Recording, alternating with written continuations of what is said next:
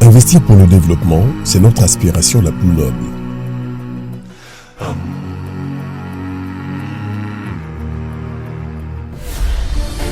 Puisque l'imprévu fera toujours partie de notre quotidien, comment se développer en préservant ce que nous avons déjà ?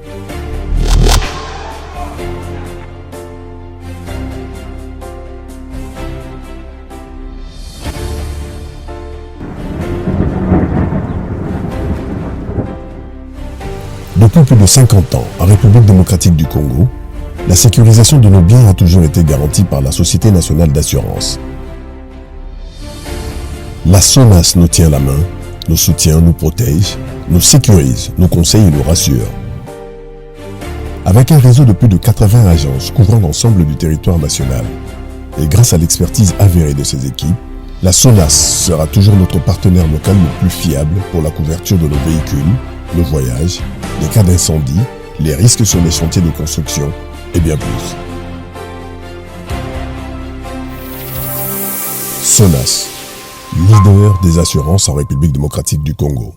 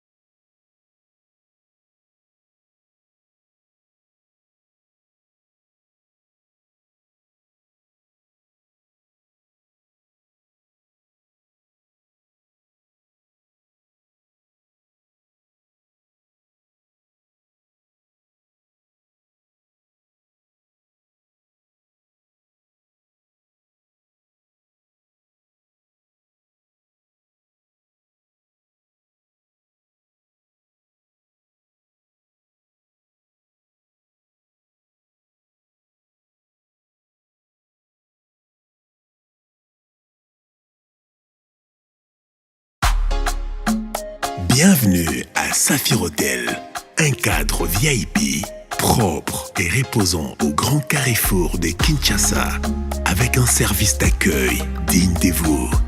Plusieurs catégories de chambres et appartements climatisés avec Wi-Fi et TV plus décodeur aux prix incroyables. Petit déjeuner y compris dans son restaurant aux spécialités congolaises et étrangères. Ouvert à tout le monde, avec une réduction de prix pour les clients qui séjournent à l'hôtel. Notre adresse, A4 avenue Ikelemba, quartier Matungé, commune des Kalamou. Téléphone 099 991 74 21 81 600 8000. Hôtel Saphir, beau cadre, bel emplacement, bon prix et beaucoup d'avantages. Bienvenue à tous.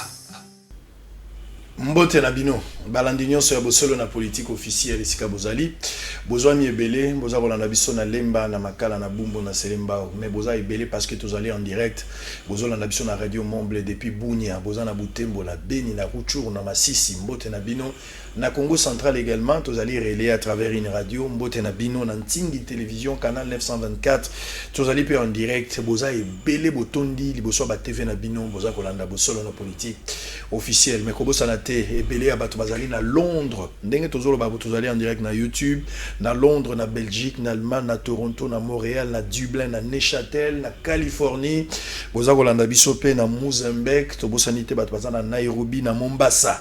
Mbote na bino bosolo na politique bandi ya lelo na bitumba moko akolonga kasi na kimia biso mibale loba malamu pona Congo sala malamu pona Congo kanisa malamu pona Congo.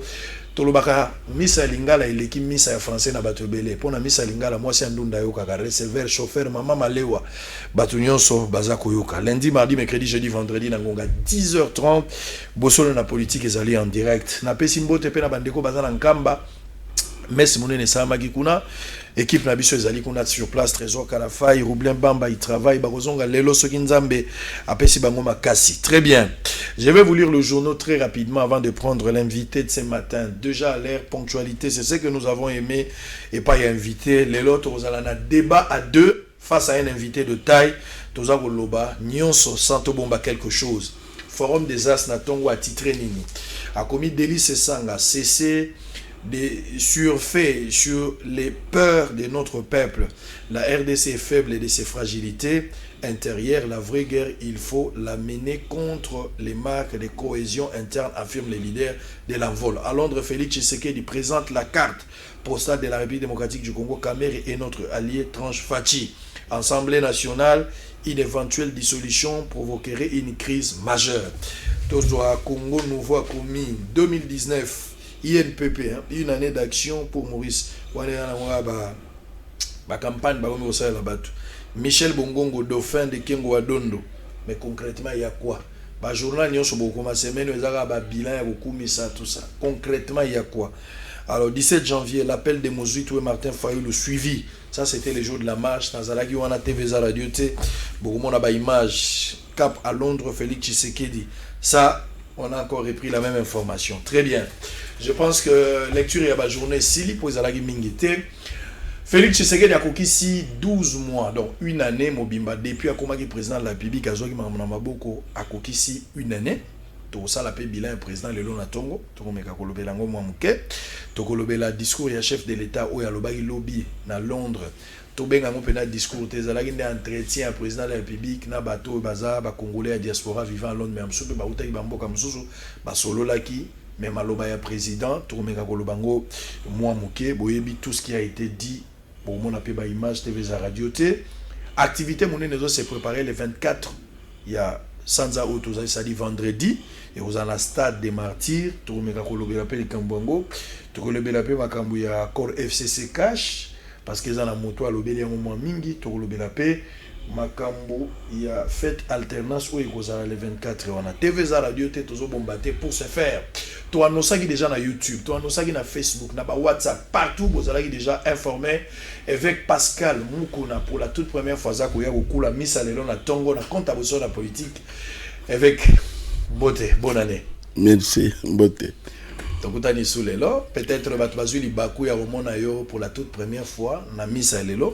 Peut-être bazo makuki ou le banabango li lobamongo pour la nouvelle année hein ba bazo la na Beni na Londres na Belgique et le bamongo ya makasi peut-être mutumo abungisa ke liki ya matango amoni ya rondi makiane we koza malam pour président le bageza année abaction non Zambé a pambola de konyos oyo a eu grâce à kokota na 2020 donc Zambé sala ki année 2020 ils ont le succès pour naye ozomi yo kama lamu tango zali na kazaka ya évêque ndenge na bengi ya liboso ozomi yo kama lamu lelo tango komi leader ya pensée au bazar au ben évêque patriotique to mi yo kama lamu lelo so oza président de Renaissance nyonso tchaka nyonso nyonso na libogemo mogozo wa nyonso te parce que kozala trop ça oyo moni ko benga na wano benga. Est-ce que ça le coso na yo linko tika nyonso te pendant que vous appelez na ba collaborateur ko tika la bango église yo ko tika la kana Renaissance o tika li pene veille patriotique na banze que eza na one luki na makasité.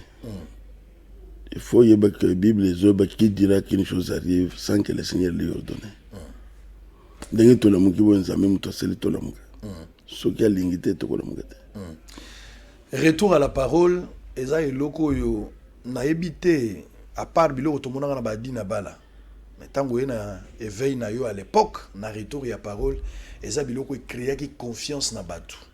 Ezongisa ba confiance na mabala pe bangisa batu po ba yeba ke wazo to sa lo banzambe te conformément à la parole de Dieu bako livrer na Satan bako excommunier l'église ezalaki kozonga penza na liloba mais mikolo poussa ni mo ebele l'été on a retour à parole aux arosé on susute est-ce que mission aux alaki nango ou accomplir voilà pourquoi l'été on est sur la raison te ou bien batunde ba telemeli yo to yo moko mikoi na kata makamususu omoni ke moyo te yango liso ezate mais yo ya que l'église te ne no ebi ke te amate C'est-à-dire que makambo ya côté ya eza tellement ibelé. Très bien. Et maté ezali te pour muto asepeli bate ye, mais maté ezali selon Dieu. Bible les autres qu'un bon serviteur, c'est celui qui donne la nourriture au temps convenable. Temps convenable, c'est par rapport à Dieu, et non pas par rapport à pasteur d'abat. Donc, ce qui est en bas, ce qui est en temps, non. Donc, l'idée, il est par rapport à l'inspiration divine. Il est par rapport à Nzambé, il est kokamamut. Oko répondre nini na maloba na yo moko à l'époque tango bakiziamina bakoti ma etali politique. Bazaki ba député na ba jiba ya mampia. Oza parmi batu oyo ba telemela ki mosali na nzamba ko sala politique te. Ozo continuer ko garder ba conviction wana to évoluer na ba conviction na yo. Non, c'est-à-dire que au monde na Congo il y a un problème. Ce que c'est lui que baseli ko reprocher quelque chose et politique. Ce que c'est lui que mutozo pe sa vie na ye et politique. C'est ça le problème. Au politique, ce qui n'est pas le parti politique. Agréé, on a comme président d'un parti politique. On a sali bureau, on a sali quand même mouvement. Mais ezali na ba prophète na Bible, ba sana Nzambe. Nzamba c'est que kende ko yebisa roi wan n'était pas un assassin, un voleur. Ce qui a créé le bien ça comme c'était la makambo. Samuel Nzamba tinde pas ça. Je sais que beaucoup de gens yesili. Ce que le wa yoko tala makamba politique. C'est ça logique ba tpasana. Mais c'est biblique. Na moment peu moko ezeli ko monisa Nzamba ko tinda musana ye. Kende yebisa bango boy. Mais awe zo ya ka politique. Différence na yo na ba politiciens dans la place ni. Parce que différence c'est cause à la carte pour sali parti politique. Nous cause à la parti politique te maza un homme politique, c'est-à-dire ça la politique active. Azana parti politique te mais kanisa na mambotali politique après ça rappelle ba point de vue nae. Ba politiciens nyon so bazala na ba parti politique te. Différence na yo nini ezali lelo parce que na koyo kolobi à un certain moment ceux qui nzamba pécho likamba kolobi la politicien okoko koloba yango. Mais mutuna nganga ezala keba. Makambo bandeko bakotaka, je cite ici Kiziamina na Ejiba ya Mampia. À l'époque bakotaki Assemblée nationale, lokola ba politique. Yoza parmi bato telemela ki bango. Mais ngana côté yoka nemsa yo. On monnaie par exemple la Félicite, Desmond Tutu. Mais il a combattu na Félicite. Azaki politicien. Mais voilà. Un homme de Dieu. Martin Luther King. Azaki politicien. Alite na mibeku ya mboka na bango botika bozo nyoko la ba noir botika botala makambo so sala okolobeteke ko bango te Simo Kimbangu. Puisque Simo Kimbangu par exemple azaki politicien. Mais il a lutté. Donc il ne faut pas confondre les choses. Ya makambo so munisa mabe batu balobate. Ce que bolobo so bank sa banka na bilokwana. Kolobate comme politicien. Boka na ba église. Yo moto kutinda kana l'église. O yo zo salon, saliango yo zanen. Donc ça dit qu'il faut toyer que homme de Dieu, il faut un courage. Il y a ce que problème c'est la télémi. Et après pour votre information. Il fait qu'à télémi ka pona oyite. Les personnes boka ba église, jeter les sels. Il y a que défier gouverneur Kimbuta. Pour na comme c'est que tu n'as pas droit gouverneur Kimbuta. Il y a que boka ba église. Nena ko changa tembe muto ko changa tembe zate leur ministre de justice Luzolo a sali ba mesure où ezala ki angote jeter les sels à s'élever pendant que le non ministre oyo sali nal o bisoto so sal tout à fait le contraire jeter les sels ngai Félix Azaki na pouvoir te ne yebisaki honorable mina kwa batuto bazolanda. Ozo chambongo boye. Uzakana salaire à combien? Uzakana salaire à combien? Mbongo zo chaboni za l'état. Place on est en Assemblée nationale te. Place on est en Makala. Ce que c'est le Mboko c'est le pays des droits. Yo bako kanga yo ka sur place cheboy. À l'époque bato ando le batango zo le babon po eba ki ozebi place au Batami. Mais c'est toujours ça. C'est toujours ça. L'air Koutino, à Béli. Au quoi passer au télémaqué, n'a mon toit télémaqué, jeter les sels au Yangangaki. faut pas t'écouter, non. Donc, il ne faut pas les lots qu'on sait que au télémion sur l'eau. Non. Les ne sont trouvés qu'il y a quelque chose qui ne va pas. Ne sont tellement pas. Mais aux téléma, tous ont un recul arrière avant toi entamer le sujet. Aux amours de toilettage, tout ça n'est bandé pour nous sa polé parce que marambo belé zolo ba maliko na yo le rôle yo mo rozali tika to si ça marambo belé. OK. Alors mais par exemple sur le bi que nyon so place makamboza mabeyo zo courage à téléma. Kabila zaki président de la République na kala. Na era Kabila ba dérive salami belé. Ya ndenge na ndenge. Maintenant nous avons courage à websa Kabila yemo mangambute ndengo zo tanga peut-être bakimbuta zo tanga baminaku mais kolobela Kabila na mes gestion pour Kabila zaki pe parfait ezana ba européen sumuka ki na esale na ye et vous avez courage à websa makambo ebelete hein nazali ko yebisa yo en âme et conscience makambo ou eteli gestion ya Kabila je te dis vrai makambo ebelenga na yeko découvrir yango na maman beaucoup c'est na yawe ici ndena yeko découvrir oyo solo bana papa ngai soki ezali ke namoni quelque chose eza ko simba te ou eza bien te nalobaka papa nasa hypocrite te na lobby banda omona mabe ya Kabila te liboso po banda olia na Kabila sikolo kwa Kabila ozo olia lisuite intérêt te mutu azana nzalanda iba place mabe ezali so biloko zana monoko koloba te na koyebisa boy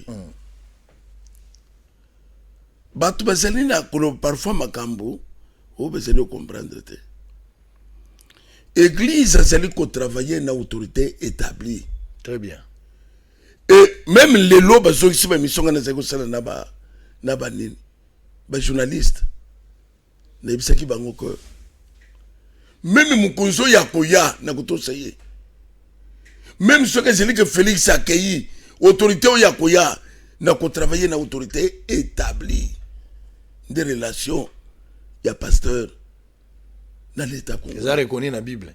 Oui. Ndé dans la Bible. C'est lui qui s'oppose à l'autorité établie. S'oppose contre l'ordre que Dieu a établi. Voilà. Les attaques mbisa zola na place ma ezotu. Non. Mais ce que c'est là qui wana. Ce que c'est là qui wana. Ngayo na koloba que bato bondi singa mingi na ki pénitence zoloban. Mais zo bato FCC. Ah bon? Oui. Ou bien c'est que le bato zo bo équipe wana, c'est que banen. C'est que bato FCC.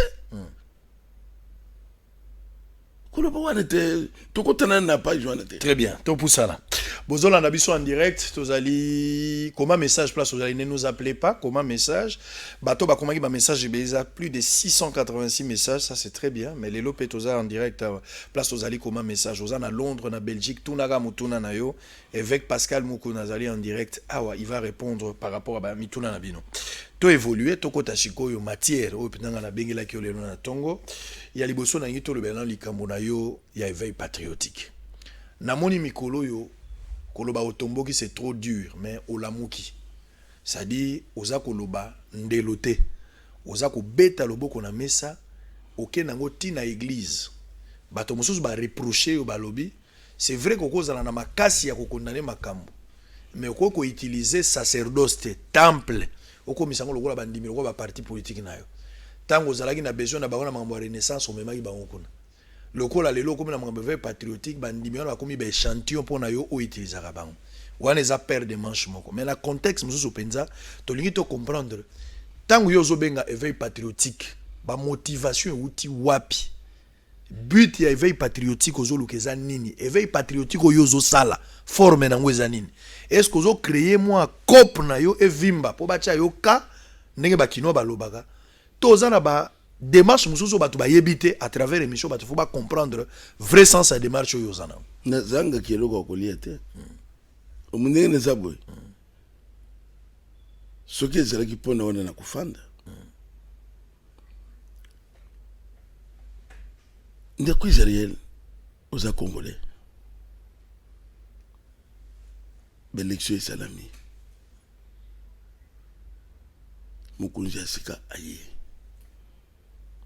même dengo zolo bana ko problème que hotelemela ki ba Sengo et tout ça na telemela ki Sengo c'est plus que Sengo asalaki kokote ke oyaza mukunzi te oyaza mukunzi na bakite na mwa mukunzi andi mami na kunzi ba peuple ba poli yo ko yiko ya te ko ba oyaza mukunzi te église a travaillé avec l'autorité établie il y a déjà l'autorité tous se soumettent à l'autorité oyaye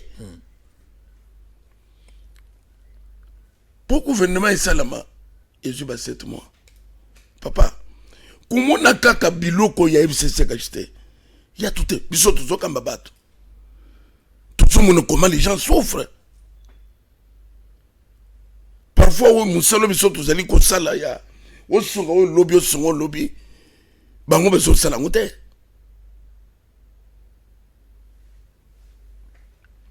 tuzo pesa bango message il y a de l'espoir lobby nzamba ko pambola yo lobby nzamba ko sala yo mais les vous autres le lobby wana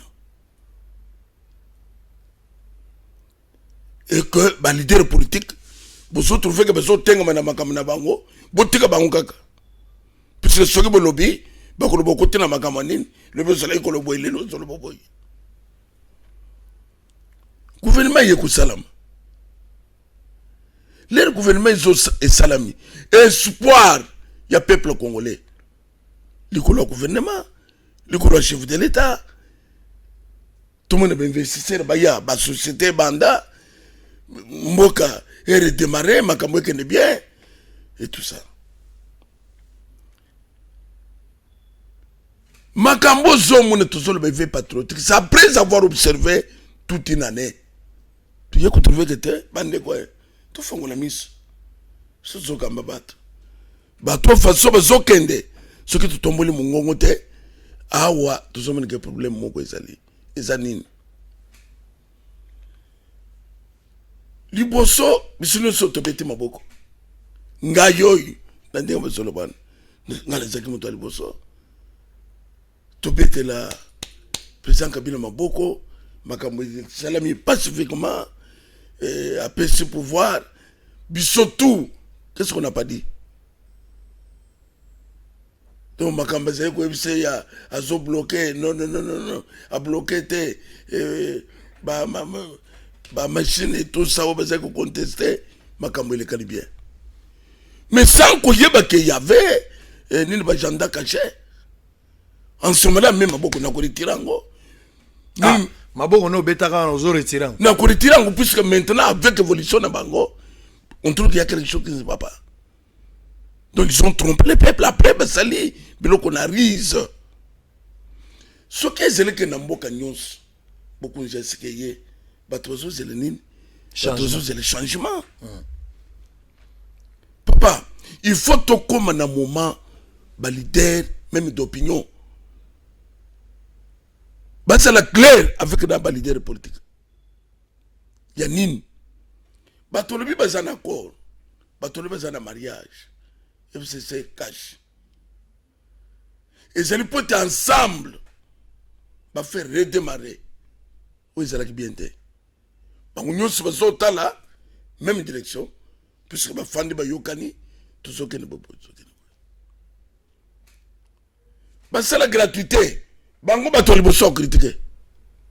Oh, tout ça qu'on observe. Mariage, FCC cash. C'est quoi, FCC a critiqué gratuité. Mais qu'est-ce qui se passe au juste? Bakamata, basalo, bafutoboy. Blocage. Bon, si bon moni, Mougouzazol, parce que Nazeli ko instruire encore ministre des Finances. Ce que après ce qu'instruire ça, le bosso. Bateau s'arrêter. Bateau s'arrêter. Abaxé ami bale. Papa, mais le bon moins que bateau ça na zamba. Pour y se montre que vous avez pas terre, mais pourquoi solo bas? C'est quoi ça, cette histoire? C'est quoi ça? Les anines. Yo quand ici que moi que c'est le cas que groupe ya, FCC cache. C'est ça Congo. D'après vous, Sango. Donc FCC cache, c'est ça Congo. Bon, Nazali pasteur, n'a pas kamba bato papa. parfois politicien mosusu wana aza na bato ngana ezokamba te puis charge obino bozana aza nango te ça ne lui dit absolument rien lui ezali azala akota na chômage te donc toloba c'est là il faut ngana comprendre les démarches toloba motivation oyo epesi yo makasi ya kosala veille patriotique eza nde kanda après observation omoni ke FCC na cache mariage wana ezosimba te et que président bato ebele bazotosa ye te papa naza koyebisa yo ke tolongola oyo ezoloba menacé tochango boye c'est ça le nez du problème congolais moko ta koki kontese yango président azali epa boye na manifestation songolo jour oyo ayaki na makambo ya régie des eaux il fallait inaugurer saut des moutons kingaka te bazosangana baministre nyonso bagenda bawo bakokende pas président bakenda kinga c'est quoi ça cette histoire dans un pays donc eza na place ya décision mibale papa non président a signé ordonnance a nommé bakyungu eloko moko ezosala ti sikoyo kyungu akomi lowa Siméon na Bible ti lelo eloko moko esalami te maintenant qui dirige l'espoir de tout un peuple ezakati na s'évanouir ezakati na disparaître pour na FCC cash papa c'est quoi ça yo karisike moko il faut qu'un groupe de gens on dirait bakanga en otage ils ne veulent pas disparaître à tout moment il faut bloquer à tout moment il faut déranger il faut peuple congolais dans l'ensemble non seulement ici même na poto tout ça les même penser aux autres que nous que le bien que aux ala qui na bandeko aux aina Kabila caméra c'est qui na bangote caméra tika ba on a 2009 voilà yondo tika na bangote Katumbi c'est qui na bangote Katumbi azaki na bango alors Lutundula ba Pierre Lumbi ba tunyo so même ba Muzitu ba tunyo so c'est qui na bangote mais pourquoi nga pasteur ça devient comme ça qui na bango et tout ça papa Etienne Tshisekedi c'est qui na Mobutu te azaki ministre te mais l'autre il a trouvé que ça ne va pas écoutez omoni même bandeko o bakoza lelo o tosolo bazomona mabe un jour bakoloba ke batwana bazakolo mabete bazakolo poete makambo ebonga FCC cash mariage ezate bazosala biso hypocrisie bazosala biso lukuta toloba na polele ndo mona ki toloba ki que bayebisa biso mariage na bango eza sur quoi est-ce que ozondima ke accord na FCC de baloba eza na accord moko secret oyo président Félix a signé na président ya Kala Kabila est-ce que ozondima ke zalaka mais bango nde bazolo bango te c'est bazolo ba accord FCC cash e ko fate soki e salamaki te de mboka pelama ki moto mboka ni na ngwe pela moto ulingo pelisa moto na mboka na ndenge ni élection salami mokozi mususu aye il fait l'accord tout le monde a quand même pour est-ce que après avoir élu un président l'accord c'est quoi président azangi majorité na parlement azangi majorité na l'assemblée provinciale azana majorité te donc moyen à former gouvernement azate par rapport à régime politique otozaka na ona mboka mais est-ce que ezamboka liboso ko zala bongo ezamboka liboso ko zala bongo donc sikoy loko les alliés que ba ba majoritaire il faut accord moko salama siko accord wana sala ya siko président signé ordonnance et salama te président signé ordonnance et salama te ministre de la finance bimisambo azobi misate sala boye bo futa ba no ba betaki bale bazo pesa bango te finalement maintenant nous allons et en plus sango accord c'est caché mais ngana zomona balkanisation bazali koloba kuna wana ezali awa oh balkanisation za na Kinshasa ezali na Kinshasa comment voulez-vous que tokokoto tina wenze FCC cash nini e cash FCC ngambo ya ba FCC ngambo ya bato même la entreprise publique à l'état mais c'est ça et loko balingo créer yangwana et pourtant article 81 ya constitution zolbanini le président de la République nomme ba mandataire, ba ambassadeur, ba officier militaire, la police, tout. Ezali, tout ça na yango, ba kan c'était que bangunde bataka biso tanga te. Est-ce que c'est ça quand je fais quand tu tires ba mandataire, il faut que tu tires la police, to ko zale siko, chef de la police, MCC, oyo cache puisque biloko wana maintenant ata eza visibilité mais pratiquement ezali chef de la police oyo aza na obedience ya bato FCC oyo aza na obedience ya bato ya boy mboka ezokende wapi likolo aba ya soi-disant encore donc eza balkanisation qui ne dit pas son nom qui ne dit pas son nom bazali komemele biso biloko moko awa oyo peuple congolais akondima jamais mais risque ezali eza lokola famille baza kolobela mwana bango ya mwasi ke mariage okoti wana mobile aza mabe mais mwasi alobi botika nga na kufa na ngai parce que natikali komona président Félix te na discours abeta bato ya FCC au contraire azo protéger bango lokola balie oh papa yoka na Genève basalaka te basalaka ekufa te ekufa makamini na ngosolo dans tout ça ce qui est cause le sikoyo ye président et ka chef FCC nde ba bénéficiaire peuple ça ko bénéficier le côté tina ngweza nini parce que zali ne loko songole seulement boy ba bloquer donc yo kanisi que Congo ezo tourner na groupe ya batu songolo oyo volontaire bangwana nde ko salama ata eza bien te ata il kambo ezo que bien te mais qui peut accepter un président tout au long de la journée ridiculisé à tout moment koto dunia kilanga lobi pena zui courage alobi ke président oyo azali wana Félix azana na volonté ya Kabila azana na volonté ya peuple te pe batika dunia vanda kimia donc tout ça il faut bato ba valer bazomuna bato lokola bazoba bazomuna peuple congolais lokola bayuma lokola pe makambo zo salam moni pe ba msipa beke eveke kanga munoko oya zolo belwan na ibite papa ne sa comme c'est que mariage FCC est un mariage diabolique contre nature vraiment oyo congolais nyos to sengi bangote si réellement vous allez accord mais congolais ge bangote ba publier ngo oui ba so bobala na communauté de bien régime et bana bolobela na kinini c'est quoi pour le moment mariage on est sengeli kabona ekufa tina ngweza nini ozobanga te mboka ekopela papa nana ngozo pesa mboka on les a bambangisa te mboka ezopela nini donc problème na bino eza intérêt soki basembi mboka ezopela moto c'est ça soki bango bazate saki komi mabe bilan ya chef de l'état Félix auti kosala 12 mois na tête ya mboka apesaki programme ya 100 jours 100 jours wana ba français komi ebele parce que il fallait basala biso rapport 3 mois après basala biso rapport wana à 3 reprises directeur à cabinet chef de l'état lagi kosala rapport atikali kosala ngote to yebite misoloni nezalaki dépenser kuna bato ya ODEP baye ko bimisa montant ya 2 milliards et salamaka pendant que présidence bazolo bela 400 millions déjà dépassement salami makamba bambongo ezobonga 15 millions yoki ya ndenge zalaki 200 millions makamba mbongo peuple azolia te mais bambongo ebele za kobunga na kati ya bilan oyo makambo ezaki mwa ebele tango yo ozotala penza bilan o Félix Tshisekedi asali changement au peuple abandai kozela 12 mois après ozo côté Félix Tshisekedi sur 10 akoza na combien place ni no Monica zaki makasi place ni Monica zaki faible papa nangai na koki ko répondre yo directement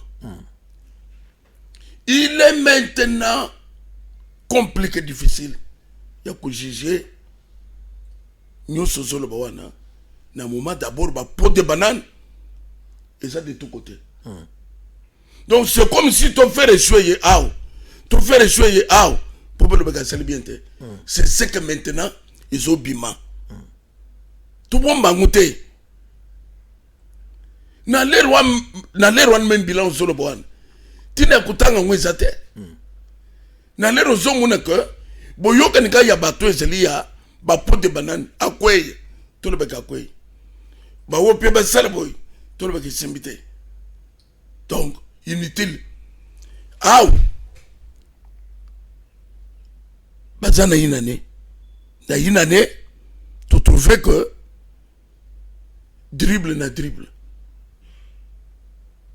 nini to monite nini to yokite zel kambia bat ko fand ba yebisi biso nanu accord et loko za ko lié bangwana ba yokana kinini peuple nyos congolais azali azana diaspora o bazali awo baye banane accord c'était quoi jusqu'à présent pas de fuite pas d'information mais ce que le qui a bien pourquoi pas d'information donc il faut impérativement informer tous les contenus accord il faut ce que yebanité tokoyo kanate papa comme ce qu'il faut éviter dans la vie c'est la colère du peuple. C'est la colère. Dollar est à 17. Et ça, comme matin. Na sepeli pour le bibino bozo diriger le peuple parce que boye ba même économie en boga boye ba on offrande. Au moins même épée c'est lié à bateau. Boye ba déjà que mboga za mabe. Ce qui mboga ezali mutu pas na facilité au pesa même pour nzambe. Souffrance bino boko boye ba facilement. Président de la République a lobi a refouiné na passé. Pendant une année, na yabi akotika la kolandela te. Mais le zolo bambe à l'époque, a lobaki 15 milliards de dollars. Et ça, dans la poche, il y a ba Congolais, moko, ba individu, ba tchango na ba poche na bango. Tolo ba pendant 18 ans, régime ya Joseph Kabila. Ba tomuso baza ba pomba na kati, baza na mbongo wana 15 milliards. Félix Tshisekedi, le président actuel, a rejoint mbongo wapi, soka boyi ko fouiné. Oza d'accord na président, tobo sa na makambo et les cas, to continuer na biso? Non, à ce point-là, nous ne sommes pas d'accord avec lui. Nous ne sommes pas d'accord. Le baki angote. On va finir. Le zolo bambile razé ko le bon. Azaki nakani. Sango. Mais batubele ba okanga mazaki na FCC voilà. Batubele nde ba voilà un homme juste. Voilà le zolo bambile non correct. Les razolo ba 15 milliards et ça n'a pas chabat. Il faisait allusion à qui et non pas à ses amis. Atanga akutu liste ya bato yo achaka pena na rapport bato esengeli balandela bango pona mbongo atanga ba Moïse Katumbi atanga ba Kimbuta atanga ba Julien Paluku atanga ba Ngoïs Kasanji bato baza ebelo ya atanga rapport ezali papa siko iboya koloba que tokotala te na passé te peuple congolais azazo bate bato bazo souffrir sur 15 milliards. Au monde d'Angola, président Angola, c'est l'opération Mogarite a récupéré 5 milliards. Vous avez maboko abato. Oui, c'est maboko abato, papa. Même qu'il sache bien que on va récupérer quelque chose. Mboka eza bangote, papa. Mingi bayaki bakutaki mboko. Mais c'est une destruction méchante. Makambu tomoni to découvrir na sima na ça comme ça révolte. Donc aux autres trouver que ça va sans cœur. On y sur zone boy peuple balingi peuple té. Très bien. Toza repoussa là. On va d'abord souffler, boza ebélé parce que toyambi avec Pascal Mokona Boebi un leader ya taille botanga zolo bafungola lito ifo yoka. Oza kinwa moi c'est andunda receveur chauffeur yondo oza na nyongwa lipa. Ozo defana tongo ozo futa mbongo na poko. Yondo oza victime. Député azotambola na jeep yoza na moustiquaire imprégné yondo za ko souffrir yondo komi kolata demi Dakar kecha sika mozane lamba likolo ya kala yondo za ko souffrir peuple yonde victime mutu nyoso alika na te bazolo bana kombo na yo politicien nyoso azolo bana kombo na mais na ere ya kolia bokabwanaka bango bana ndenge na bango bino bwana ndenge na bino bana na bino heureusement gratuité oyeye efeka lobeli makambo gratuité mais soka lobela ki gratuité te tout le monde capable qui est gratuité qui positif mais ana batumso bazaka contre ngala lobaki gratuité c'est pelisanga na ba wei mo wei wei akufatika bana na mukili akweko ke na page pour lobaki ngala kufi na ça juste bana na ba otika la ndenge mais grâce ya gratuité na ba wei bazo sepela pour bana na bango batiki ya mike ba ozo classe a ofele mais ça na batumo baza mal intentionné baza déterminé Congo eko bongate soki bango bazate tant que bango bazali wana ça va so bango baate Congo eko bongate pari ya gâteau. On va souffler d'abord samedi, et vendredi, pardon. Marche ezalaki à Martin Fayulu te, marche ezalaki à Bandeko ya Nouvel Élan. Mais Martin Fayulu apprenaki quand même par na marche wana. Je suis le seul qui est resté avec Fayulu jusqu'à la fin de la marche wana na Faden House. A répondre à une question en balkanisation, mais pendant que voque à l'obia balkanisation tozo lukana est wana za na moba. C'est vrai qu'il y a balkanisation, mais oya munene ndezo salma na ba entreprise. J'ai aimé les concepts. Na ba entreprise lelo ko kabwano to anango et comme même na mariage pour bala moi surtout nous en a parti nini et comme ati bon parce que niveau makambo ezo kendele ba passer à FCC bazali ba passer à cash bazali même na ba bis risque to kenango toujours kabwana balkanisation bozo lukana est mais na Kinshasa c'est commis déjà ça fait très mal. On suit en image c'était Martin Fayulu une interview et puis toza ko zonga tout le bas moi mouké na makambo etali fait il y a eu une alternance to ko discours pe à chef de l'état na Londres boyo kayango ba bazwa ki chance te image ezali TV za radio te toza ko zonga po tout le ba makambo président lobaki na kati évêque abandaki nango déjà est-ce que président yoki évêque yango alobi kuna to président milobeli na ndenge na ye tout à l'heure en image. Justement pour terminer couper court également la fameuse question qui divise l'opinion yo utaki na beni awa au petit message aux visiteurs za ba rare ba congolais ba o bazon di surtout ba leader d'opinion ko matina beni wana yo zo ki risque beaucoup mina bandeko ba uti kozonga au sali conférence de presse vous avez évoqué question à balkanisation la manière où yo etalaki yango mais aujourd'hui FRDC, ça c'est la question battu belé baza ko reprocher. FRDC ça sali ba victoire et belé à Botolina Bastion Oyo bandeko ya ADF bazalaka nango a récupérer yango. Aucun message de félicitations de votre part au bazo reprocher et puis journée à lelo pona bango ezalaki sous na raison ya kozalate d'autant plus qu'il y a déjà une victoire sur terrain. Non. Parallélisme wana zomala. Ndeko osali malamu na mutuna wana. Mutuna malamu. Non, FRDC. Mais tango yo toza koloba tango tokumisaka Mamadou Ndala tango tokumisaka général Baouma tango tokumisaka général Buncha Mabe tango tolobi ke bino bandeko na biso boza na FRDC soki bomoni infiltré aza na kati bolakisa ye pa ya bana ya mboka et ça kokumisa FRDC. Vous savez, donc en français on dit que nous travaillons par exception. Nous travaillons par exception. Donc exception ingo banini wana ezali mosala na bango ya FRDC ou ezali mosala na ngai ya kotambola ya kokende beni kosala boye tout ça na koluka te ke bato bakumisa ngai FRDC alati Sokoto alobi ke ngai nalati Sokoto pona ko batela mboka ngai bato bapesi ngai pete oyo président élu mosala na ngai kokende même balobi ke o bakoboma na beni na kei beni na fongoli nzela bato balandi eza esengo mais tozali na lokumu ya FRDC yango tolobi na bana ya mboka to batela ba FRDC na biso parce que moi na solo na policier wa ba policier balobi na ngai que voilà ndenge tozali tant to kotambola wa balobi bazwaka 30 000 francs bazoke lo côté ndenge bazali wa balembi na même mai ezate ba kotambola moi ba koki kotambola te nga bino bon nga pena kita parce que na sabino que ngai na kotambola na bino ba koki te donc les Cambozali et le kumu ya FRDC ndeko le message nangayi na Assemblée nationale kende 2012 2013 2014 nalobaki boye na nini 2013 ndenge nini armée oyo et bengani M23 donc notre armée FRDC ndenge nini armée wana et ko kosilisa makambo ya benité et ko kosilisa makambo ya SCT c'est qu'il y a une complicité bande ko na biso ba soda tous na besoin na bango oyo ya ba congolais o bazo bunda pona mboka mais pas ba infiltré mais siko ba zu oyo ya mikonzi minene batie ba infiltré ce que commis mais olobi vas-y nani Madina Bastion ya non ADF. Est-ce que c'est la première fois vas-y Madina Yebisangaï c'est la première fois on parle de 20 ans après comme 20 ans après dit maintenant Madina ndenge nazolanda bandeko surtout ya Beni kuna balakisi bino bato na pa bakei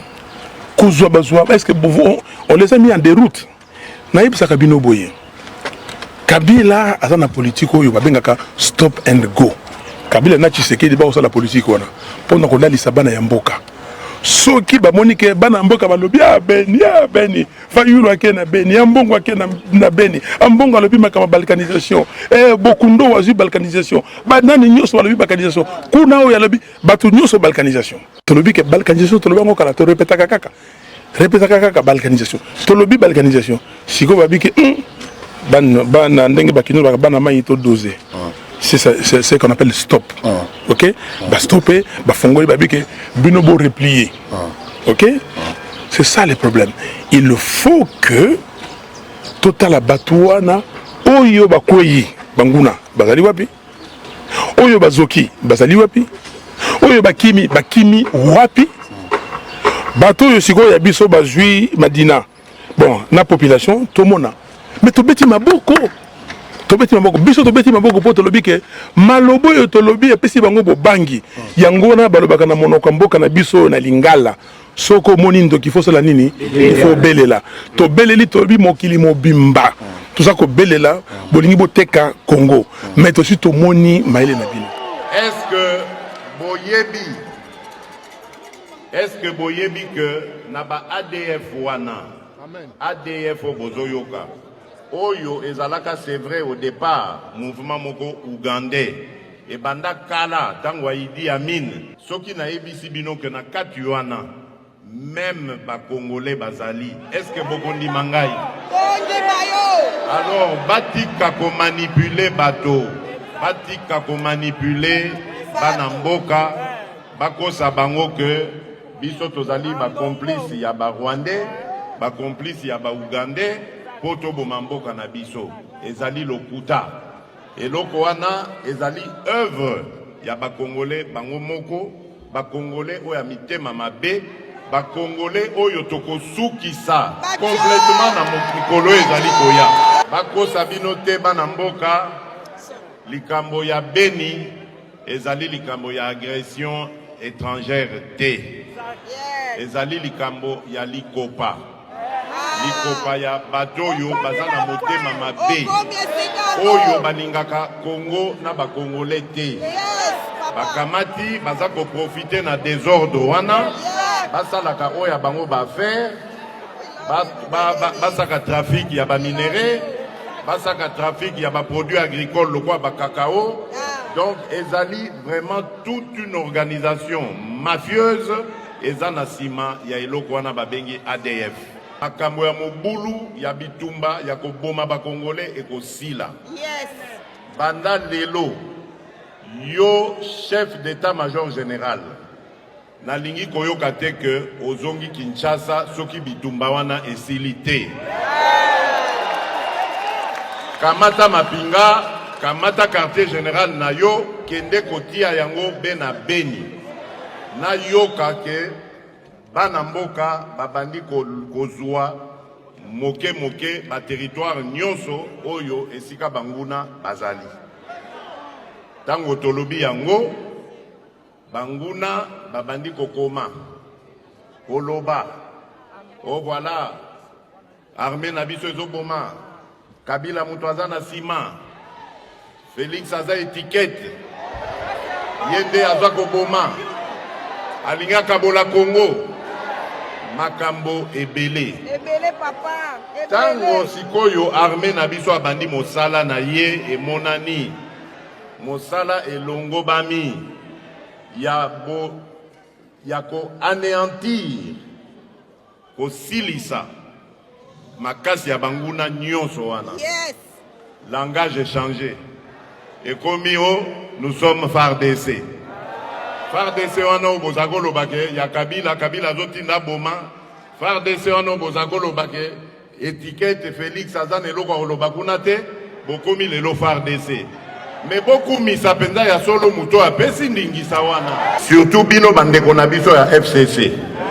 Na yebi que ba signer ça bino ba papier ndenge boza wana.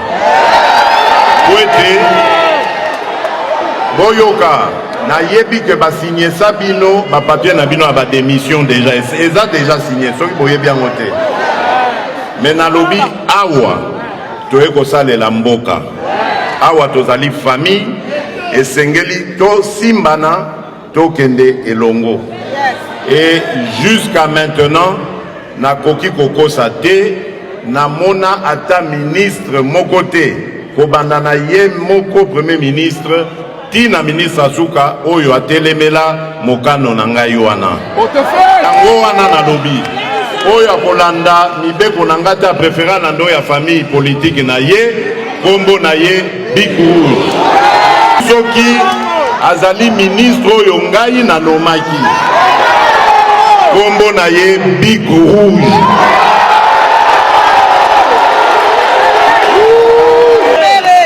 Bakomi koyima naza koyoka yango. Bakomi kopesa biso ba intention oyo toza nango te. Balobi soki mbula moko ekoki président lokola constitution elobi à dissoudre l'Assemblée nationale. Mais quand lobby, ce qui a dissoudre l'Assemblée nationale, ça veut dire que crise est côté Namboka. Donc nakoki ko dissoudre l'Assemblée nationale tant que crise ezalité. Mais ceux qui vont pousser na crise, ceux qui na komomona que mission nga na yeli na moto ya mboka ya ko sale la peuple na ngai bokomi ko bebisa yango suka suka nini qui vont pousser na crise, ceux qui na komomona que mission nga na yeli na moto ya mboka ya ko sale la peuple na ngai bokomi ko bebisa yango suka suka nini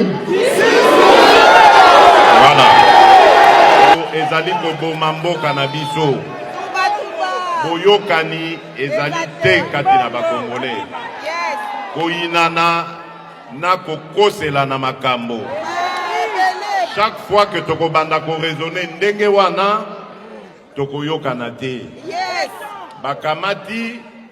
Très bien, merci beaucoup, précieux Mouyoko, pour ces belles images. Je pense que nous sommes avec Claire Bolandi, Martin Fayulu, Bolandi, président de la République. Mais réaction à l'Ibosso avec Nalingo Zonan par rapport à Martin Fayulu, au Lobata Mouamouké, et puis tout côté qu'on a discours à chef de l'État, et puis tout le Belali Kamba les 24 pour en activité, mon nez aux anastades, yo posali convient nango. Avant tout si les sapés pour battre Mamona et quand même fils Mouko, pas yake pana yo pesayo. Moi, trophée Moko, après si au brevet de mérite, tu le belali kambango même en 1 minute avant la fin. Mais d'abord, tout le temps, Fayulu, Martin Fayulu a lobby ma balkanisation, a lobby balkanisation, président de la République, Nazarouyo Kanana Batu. Président Kabila à l'époque a salarié de 50%, Félix n'a une année où a salarié déjà 15%, donc presque 70% de balkanisation c'est salami. Wana Fayulu malobanaye, mais en dépit de cela, Fayulu va accepter le Romoko. En outre, à lobby, Ndenge Tozali Awa. Tant que vous avez victoire et FRDC, vous avez condamné que ya kumisa FRDC, soit autant à Mamadou Ndala, soit autant à Baouma, et ça déjà vous kumisa. Mais ma kamba victoire au bazo lobo ya FRDC zone di mangote parce que président Yemonda yokanina ba def, ayisi ba rebelle bazo nganon moi sima. En attendant, lecture na yo moni ngonde. Omoni papa, ce qui m'a salé loko, bandi ma qui m'a salé loko. Bitumba ya est et bandina Félix était. Bitumba ya est et bandi kala. Kaka nenga lobi likopa wana. Kezali ba force étrangère était. Et ce qu'on a dit bien à l'Obakiango, parmi makambo te découvrir. Que bitumba ya est besoin na bandi ko bazo kufoy. Papa, et ça quelque chose organisé na bana mboka. Basala ka bongo babi misaka ba minéré, basala ka bongo. Donc ba coltan tout ça, eza ko de mboka te. Mais zo kota na position na bango. Ce ka bitumba wa ne sili. Na za ko bisoke na kutuna un jour. Il faut pas changer tous les officiers militaires au Bazakuna. Il faut qu'on dise ce qu'il est en train. Depuis que l'Union soit, vous allez comprendre la territoire moko. Donc ce que ma cambo tout seul parce que et ça n'est loko salami ya. Et ça le gars qui a salé le côté non. Ce que FARDC a gagné, tout le FARDC a gagné. Bani ma cambo tout ce qui a profité. Donc FARDC Azakati n'a récupéré ma belé. Et puis ils ont une impulsion à chef de l'État. Balkanisation que vous allez péter. Chef de l'État, il y a Seka. Il y a celui qui a victoire et il y a puisque le bosseur est électé. Au moni, n'a quoi qu'on le vélo comme moko. Au moni ma camosure qui est à est. Batouzo mon est. Mais ah tout ça qui est déjà piégé. Moko n'a pas de revendication. Ou tout ça qui est tout n'a moutonnion sur la province. Ba chef militaire rwandais parce que na ba province na biso na ba service ça même na gouvernement na la police na l'armée papa c'est-à-dire que le peuple congolais il faut soke zeli que les moneni kolobate yo za pasteur yo pasteur kolobate zonga na église aucun écouter matin non biloko ni akala ba prophète bazali ko yakolo ba roi makambozo c'est les angote ngana koko to na peuple congolais sur la division nani amemi bato wana ba province na biso nani amemi bato wana ba Rwandais ba Ougandais ba Burundi mutu alobe pete eza na bato balongwe misala eza na bato bakangi bango puisque oui Rwandais olobi nini Rwandais bazouye c'est quoi cette histoire banani bazela la base banani bazo diriger banani baseli makambo papa noir toloba noir rouge toloba rouge naza ko bisayo bandeko bako répondre na bakte na bango we zamboka ya nengene yebisi wa que FCC et non mboka za ba congolais tout ce qui se passe il faut to yeba yango tolobaki na démarche na biso go passer zaliao des années et des années $50 $15 taxe kimbuta mbongo eke wapi comment to fini na passé te mbongo eke wapi aéroport batongi wapi Brazzaville atongi aéroport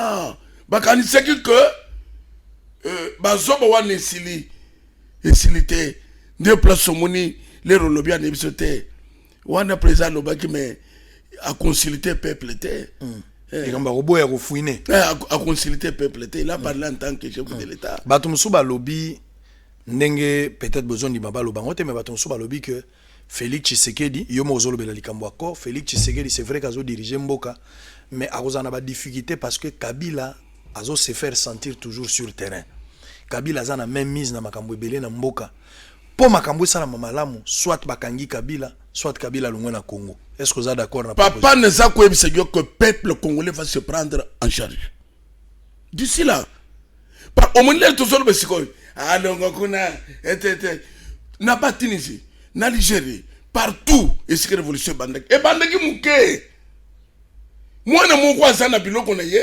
azoteka et bandaki na makambo minini te mwana wana ye kumitumba lero mwana wana mitumbi ke ngai vi ya passe bapanji biloko na ngai musuna kozwa na kufana ngaka lera mitumbi papa déclenchement to o mulere to solo bawa bakozela parfois bafanda bafote bazela baki ye toko créer les boy toi néantir ye to chele mindugi na église il se trompe je vous dis la vérité toko tinda basi toko tinda baba kosele balo boye mutu komo kwelande nous avons bimisa ba vidéo no ya kala ozaki na basi po bango bakabongo nous avons tout nous ce soir na mato na biso nazako yebisa yo ke sango on ne recule pas on ne recule oye ko ya vous vous rendez compte ba Rwandais bazeli ko occuper ba province na biso pour quelle raison likamongo ezani au fond. Donc, vous avez découvert que vous avez défendre Kim. Vous avez défendre Rwanda. Vous avez Congolais yawapi. Vous avez même battu. Vous avez défendre c'est bien bon. Tout ça va Congolais. Vous avez Moïse. Mais lorsqu'il a compris que bande konanga va souffrir, Bible est sur le baquet. A préféré qui kola na Zamba. A préféré qui kola la Nzala. Que comme on bande konaye va souffrir. Makambo eso salama au se révoltant. Nazo pese yo Jekamine. Ba tutu ba yeba ke Jekamine ekufa. Bandeko basaba tu 5 heures. Ba bomi ba direction mususu batika ya production. Puis surtout tu yeba ke Jekamine ekufa. Jekamine za ko produire ko le quand même tangu ya kala. Mongwa nezo kende wap ya Jekamine puisque mboke zali mongo ezate o ezate. Mi ba memement ba créer une société parallèle jama nyos bazwaka chaque jour ici papa ba koyebisa biso diama et que wapi et comme ba ne nyos problème ezanini somene biso que mon aéroport ba ko le place côté puis aéroport salamité go pass on a monaki José Makila ke kongunza ma 45 degrés na aéroport boso Kabila à l'époque pour na aéroport à Sikabalinga batonga ti lelo etonga mena angaro basalia weza aéroport et ça sonne mingi ça sonne mingi bamona kibiso bazo ba tumoko pam ba pasteur bolo belo ko motali ah bon fan ko ba pasteur hangar ouais aéroport c'est honteux. C'est honteux papa. Donc biloko ezo salama na mboko tout ce que biso tout ça ko produire ezo bi mamboka. Tout ce que biso tout ça ko produire ezo bi mamboka. Bana mboka bakangi maboko bazo tana miso bazo la lanzala uti ko loba ils ont 200 millions 15 millions 6 millions mais bato futa mate mboka kauki ngai leader d'opinion ngai leader religieux nazana bato wona zokamba kanga munoko siko lingyo bimisa bato na balabala nazako ebisegyo ko il y aura plan B. Ah, wana 5 ans. Il y aura plan B. Il y a 5 ans, yango yozo sala. Plan B. Plan B. Pour le moment, et c'est les 5 ans. Et c'est le réveil. Et c'est le bakimangiste. Et c'est le bas musulman. Et c'est le même de Kofayulu Ndenga Zolobon. Et c'est le même de Katumbi. Et c'est le même de diaspora. Babemba. Tout ça la nan et le komoko. Qu'on boutait d'abord le système. Le système nini ya Tshisekedi to système FCC ouais bache ya pillage système ya Kabila ya pillage papa nazo banga te je parle ozoko koloba ya Kabila te ozo banga siko ozo mona ka alien na yo ya kalozo koloba mabena ete ozo benga ngo ka FCC mais pona koloba monta instaura ki système comme ne Kabila yo FCC yo kana biseyo bazole kana ba télévision azo saka na autorité morale ngana zo saka na autorité morale te nazali koloba makambo esalami si autorité morale là c'est les Congolais à quoi il y a les bisous rwandais à watcher les bisous dans ma province il faut s'expliquer à y a les bisous pourquoi papa toi qui es dans ma camonte et là où il y a peuple congolais c'est la crainte c'est la peur plan B na yo ezani et action papa na ça quoi c'est yo que to le bi bayeb se biso accord FCC tile le bimnante to le baki moto ezamu ke boboma lele ko ya ebele beaucoup boma ngote ba politicien ba tiraka les sonte ya ba Kadhafi ya ba Saddam Hussein ya ba Blaise Compaoré ya Eduardo Santos c'est Angola donc au monde que ba fandwan pona ba wili croire que ba ko sel bisonine Mobutu azalakawa jusque lobby azokende azoloba nini bazope ce programme mboke bandina bango te ya yi des chefs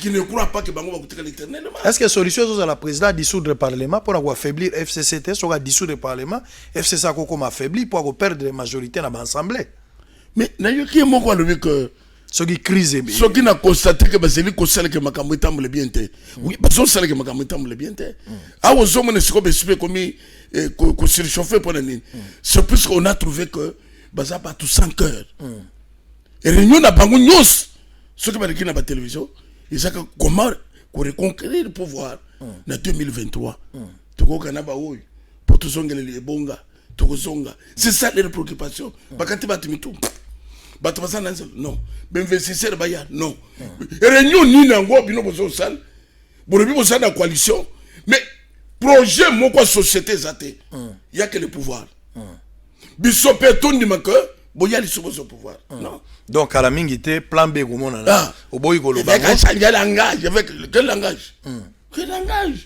je parle pour mon peuple ozo défendre ndegono muluba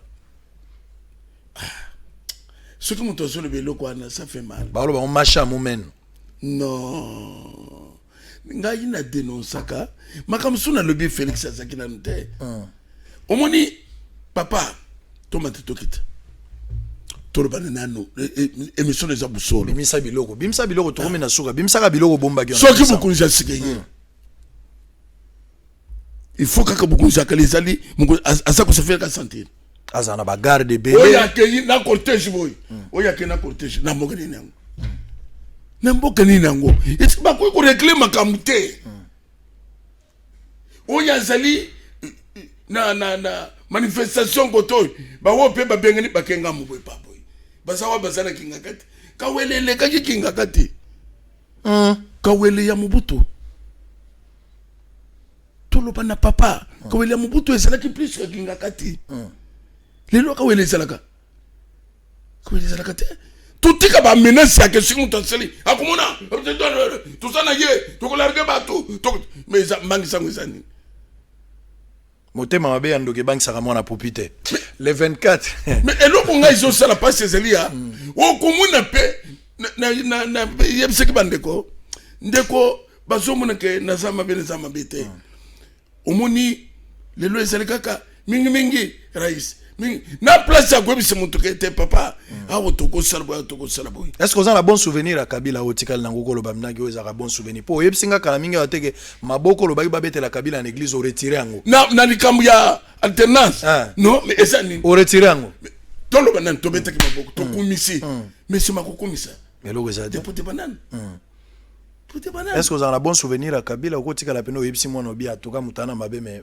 malamu wa Kabila yango za nango muto ko zanga bola mute papa makambo ya koza le passer ya bien et koza le moko te koza la tête koza belle mais problème na biso et c'est l'air toujours trouver que boso comme obstacle il y a démarrage ya boka ou baton so bazo là c'est là en ce moment là okoya ko bongisa na bolamu donc ceux qui tikali na contexte au Félix a réussir te ceux qui tiki Félix bo a réussir te na contexte et loko ko tambula zate de tous nos hommes tous obelela bana mboka boso conscience alors le 24 boza na stade na le 24 babengi sur na stade des meeting mo munene président de la République a resolula na ba kinois il semble que président koya bato bazolo bango bazana conviction na bango que président koya tina eloko wana zanini et puis mutuna ya suka na likambu ya veille patriotique yoza kosala okimisa bandimi na église te po bato muso baza pe na église no baza bato ala mukati ba muso pe baza bato FCC baza pe ba frère le monsieur ko impacter na église ko aussi sa bandimi pamba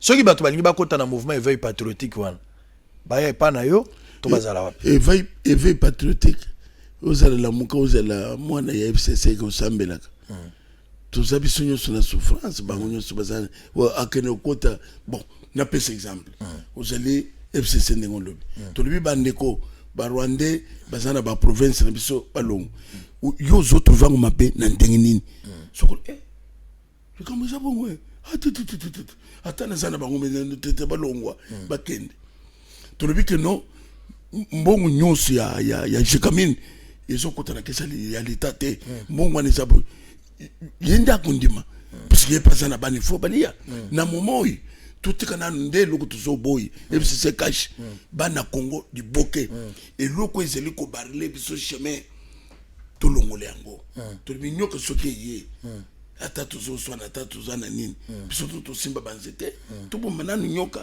to bimisa ye c'est ma tout la bakamusos pour le moment il y a un système où biso il faut tout ça et disparaître. Et ça la place c'est où elle va avoir carte pour pas comme membre ya mouvement ou éveil patriotique. Exact. Ba ndo kaka na télévision. Papa batubateka ko chanini babiloko eza yango te. Ozobenga na ba Rwandais mais président ils vont aller ba Nyamulenge baza ba Congolais. Soki ba Nyamulenge muto akoza la Congolais. Puisque tozana bande quoi waza ko Congolais mais en même temps ça belge. Mais en même temps c'est français mais okutosa makambo ya ba français okoya kosala yayo na mboka batu te c'est ça c'est ngeli ba limite ça soki ezalaki moto abota miao ton fils azana nationalité congolaise tokobo yango te mboka mobimba ezali mais soki ezali bongo ozotosa mibeko na biso mais oye mpona kobonisa biso mais bango tozolo boy ils pas venu mulengete ils pas tout baye renseignement militaire ils sont na maboko na bango tout ils sont na maboko na bango c'est comme si ba renseignement ils ami balé ba bazozwa ba pesikotoy et c'est à pesikotoy donc mboka divisé na renseignement militaire c'est dangereux ça c'est dangereux bosolo komi na suka est-ce que mangamonyo solo bi eza solo mais vous avez solo. Ah, mais il faut la panda et auto moko pour poto ndima ki mangambo lobi eza solo. Mais Pia Jamiba. Ya Jekamine. Go pass. Eza solo. Eza solo. Makamba ba Rwandais ba koti na mboga eza solo. Zo téléphone benga tande kono. Le benen eza komanda kono. FCC a zo bloqué président de la République eza solo. Yé moko le bien complice. Qui va s'initier bango ba mikane, c'est la vérité. Alors, ndenge tozali à makambo 200 millions, makambo ba ordonnance, nous sommes un blocage pour le président. Blocage, il y a que moyen pour que tu les athées. Ce qui totiki Félix na contexte au président vous voyez. Non, les caméras que les athées. Peuple sengela fungola miso. Le peuple fungola miso. À ça en sorte que système où il y a ancien régime et disparaître. Et puis évêque azo bangelo wote. Ah papa, ce qui va te dire c'est pas bangi pelo que tu les athées. C'est quoi plan B? Plan B sera développé après. Et ça a développé après. Très bien, merci beaucoup.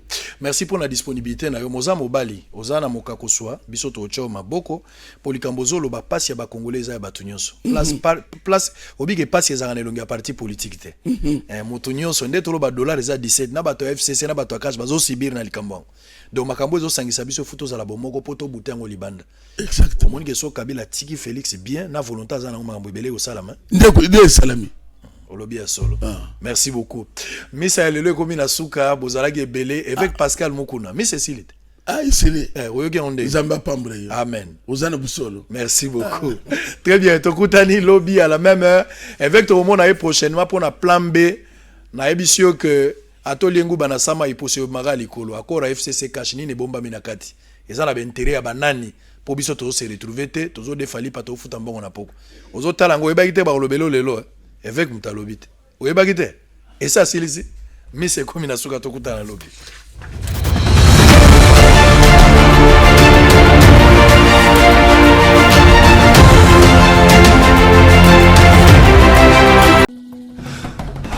Investir pour le développement, c'est notre aspiration la plus noble.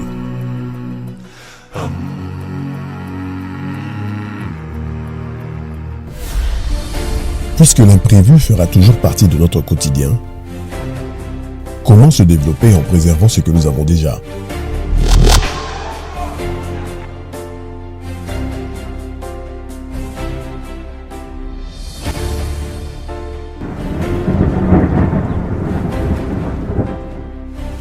Depuis plus de 50 ans, en République démocratique du Congo, la sécurisation de nos biens a toujours été garantie par la Société nationale d'assurance.